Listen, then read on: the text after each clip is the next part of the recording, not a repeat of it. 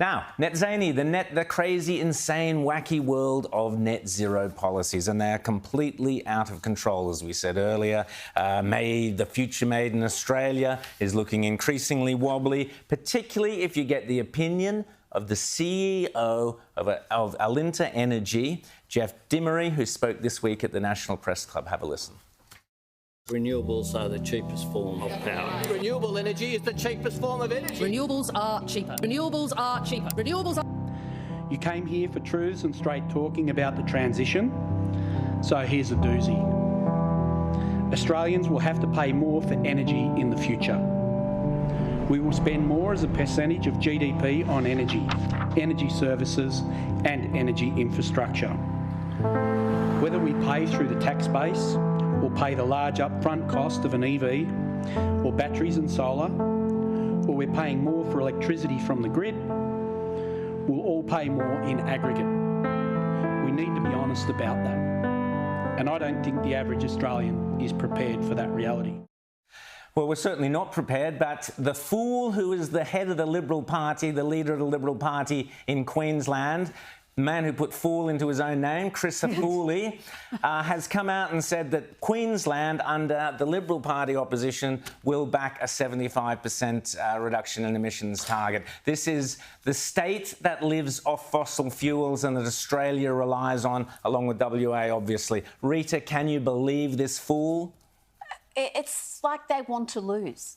You look at this and you wonder, what is the motivation? What is the thinking?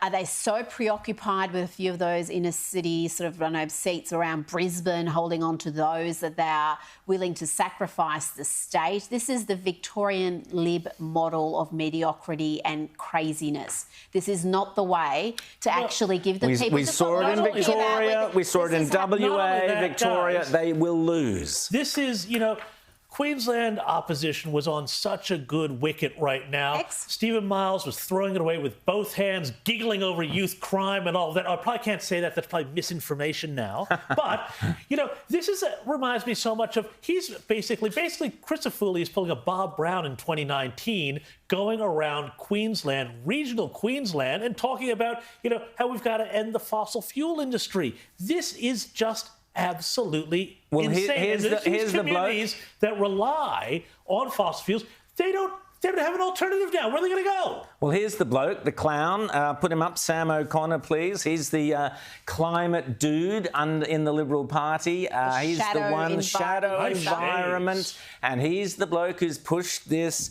He's out there saying, we've got to do this 75%. You're in the wrong party, pal. Join the Teals. Join Labor. You're in the wrong party. So I would say to people, you can write the Libs off now in the state election there in Queensland. Vote One Nation if you want to get rid of these fools who don't deserve the name of the Liberal Party. They don't deserve it. And the people of Queensland deserve so much better. It's a wonderful state, wonderful people, and you've got a joke of an opposition like this backing in this crazy net zero nonsense. A conservative state that is highly dependent on fossil fuels. And to have both parties, both major options, go with this policy...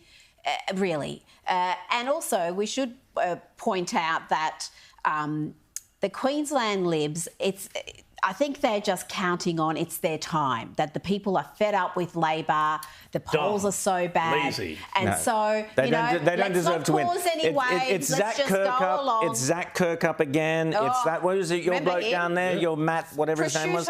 Prosciutto. It's the same old stuff. And as Matt Canavan has pointed out, on the very day that the Libs in Queensland, this is the state Liberal National Party, the very day they decided, the Libs, to go for 75% net zero, net zany reductions target, the Scottish Parliament ditched their 75% target. So there you go. On the very same day. Exactly.